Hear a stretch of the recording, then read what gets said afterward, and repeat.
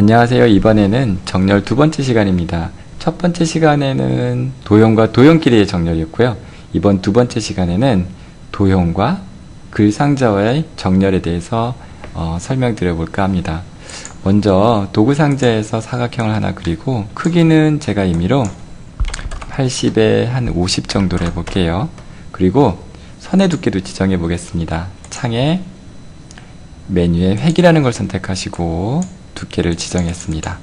색도 한번 칠해 볼까요? 창에 색상에 색상. 뭐 배운 것이니까 바로 이해가 되시죠? 면인지 선인지부터 선택을 하고 면의 색을 한번 칠해 볼게요. 네, 창을 닫아 보겠습니다. 그리고 이번에는 글상자를 한번 그려 볼게요. 인디자인이라는 글씨를 한번 쳐보겠습니다. 서체 크기를 바꾸기 위해서 문자의 문자 메뉴였죠. 서체는 그냥 배달의 민족 도연을 선택하고요. 자, 블록을 쓱 이렇게 반드시 지정해야만 서체도 바꿀 수 있고 그 다음에 크기도 바꿀 수 있다라고 설명을 드렸어요. 이렇게요. 배달의 민족 도연으로 해볼게요. 자, 그러면 이제 본격적으로 정렬을 한번 해보도록 하겠습니다. 정렬을 하실 때는 도구 사용자의 선택 도구를 선택하고 왼쪽에 있는 도형을 하나 선택하고 Shift를 누른 다음에 오른쪽에 있는 글상자를 선택했더니 두 개가 선택되죠. 이때 반드시 기준이 되는 걸 한 번 더 선택함으로써 움직이지 않는다고 했어요. 그러면 왼쪽에 있는 도형을 기준으로 한번 삼아 보겠습니다. 한 번 더 클릭했더니 어때요? 테두리가 진하게 되죠? 이런 진한 상태라는 얘기는 곧 얘가 기준이 되라, 움직이지 마라 이런 뜻이죠. 그러면 이제 한번 메뉴로 들어가 보겠습니다. 창에 개체 및 레이아웃의 정렬. 정렬창이 뜨면 왼쪽 얘를 눌렀더니 왼쪽 정렬이고 오른쪽에 얘를 눌렀더니 오른쪽 정렬이고 가운데 눌렀더니 가운데 정렬이죠. 이건 가로잖아요. 요거를 누르면 세로가 되겠죠. 어떠세요? 가운데 정렬을 했더니 정중앙에는 왔지만 글상자의 글은 중앙에 안 갔죠. 이 창의 개체 및 레이아웃의 정렬이라고 하는 것은 상자와 상자끼리의 정렬을 말하는 거지 그 안에 글하고는 관계가 없는 거예요. 그럼 어떻게? 이렇게 정렬을 한 다음에 이 글씨가 정중앙에 가고자 한다면 이때 문자에서 단락을 꺼내시는 거예요. 문자 메뉴에 단락을 딱 꺼내신 다음에 여기에 보면은 왼쪽 정렬, 오른쪽 정렬, 가운데 정렬 있죠? 이거는 도형의 정렬이 아니라 글상자 안에 글이 왼쪽에 써질 거냐, 오른쪽이냐, 가운데냐를 나타내는 겁니다. 이렇게 가운데는 됐는데 그런데 보니까 어떻게 돼요? 위아래가 또 세로로는 가운데가 안 됐죠? 세로로 중앙을 하시려면은 개체 메뉴에 텍스트 프레임 옵션이라는 곳이 있습니다. 이곳에 가시면 여기 수직 균등 배치라고 하는 곳에서 위쪽으로 기본적으로 세팅이 위로 되어 있거든요. 이거를 가운데 또는 아래 이렇게 바꿔줄 수가 있는데요. 지금 정렬은 가운데 정렬을 하고자 하니까 가운데로 갖다 놓으셔야만 그리고 확인하면 진짜 정중앙이 되는 거죠.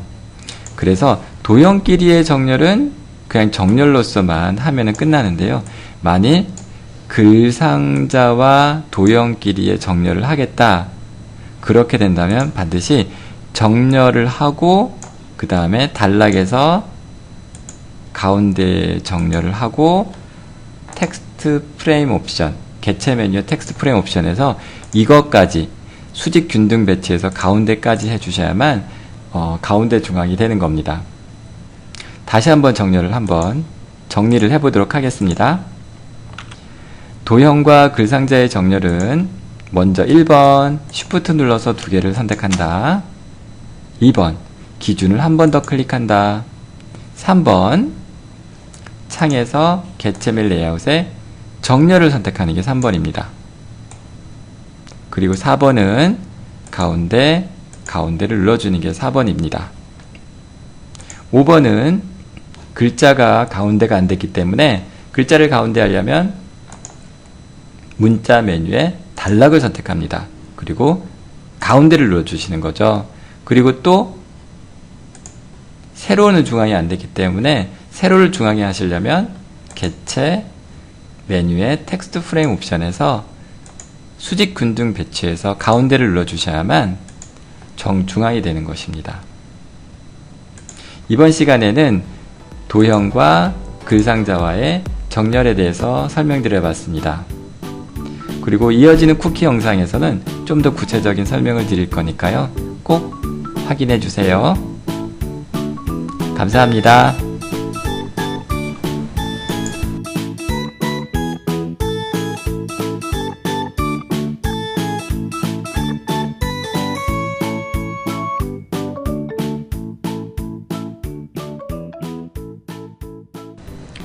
이번 쿠키 영상에서는 메인 영상에서 보면은 도형을 그리고 그 다음에 글상자를 만들어서 정렬을 했어요. 그리고 바닥에 색을 칠했는데 그렇게 하지 않고도 글상자 하나에 색을 칠하기도 하고 그 다음에 글자를 가운데 넣을 수도 있기 때문에 그렇게 작업하는 경우가 일반적인데 거기에 단점도 있습니다. 설명을 드려보도록 하겠습니다. 먼저 메인 영상에서 설명드린 것처럼 글상자를 만들고 글자를 입력해 보겠습니다. 자, 글자를 입력한 다음에 블록을 지정하고 문자 메뉴에 문자를 선택해서 서체를 배달의 민족 도현으로 선택해 봤어요. 글자를 키워 볼게요. 이렇게 글자를 키우고 나서 얘를 가운데 놓기 위해서는 문자에 단락을 꺼낸다고 했죠.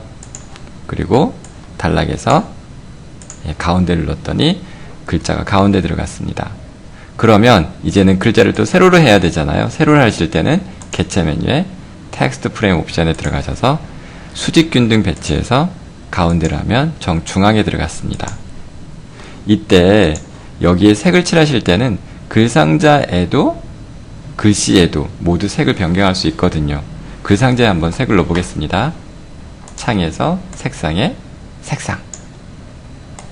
이렇게 해서 원하는 색을 딱 넣게 되면 어때요? 굳이 그림 상자를 만들어서 도형 상자를 만들어서 정렬을 하지 않아도 이 글상자 안에 면의 색도 들어가고 글자도 들어가게 되는 것이죠.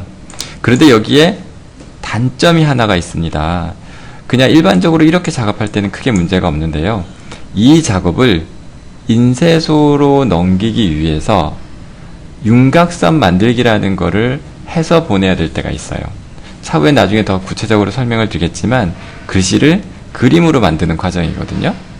예를 들어서 내가 이 글씨를 인쇄소에 넘기겠다. 근데 인쇄소에서는 그거를 꼭 윤곽선 만들기를 해서 보내세요 라고 한다면 문자 메뉴에 윤곽선 만들기라는 거 있어요. 윤곽선 만들기는 내가 지금 배달의 민족 도현이라는 서체를 내가 쓰고 있는데 인쇄소는 이 서체를 가지고 있질 않아요. 그럼 어떻게 해요? 이거를 도형화, 그림화 시키는 기능이 윤곽선 만들기예요. 해볼까요? 어때요? 이렇게 되면 외곽 상자가 없어지죠? 인디자인에서는 이런 유형의 것들이 몇 가지가 있어요. 차후에 다시 설명을 드리자면 선도 없어지기도 하고 그리고 표에서 두 개가 생기기도 하고 테두리는 밖에서 안으로 먹어 들어가기도 하고 그런 것들이 있는데 어쨌든 윤곽선 만들기 이후에 발생하는 부분들에 대해서는 차후에 따로 정리를 해드리도록 할게요. 이처럼 윤곽선 만들기를 이용해서 인쇄소에 넘겨야 된다면 반드시 상자를 따로 그리고 메인 영상처럼 정렬을 해서 작업하시는 게 중요하다고 생각하시면 됩니다. 여기까지가 쿠키 영상이었습니다. 감사합니다.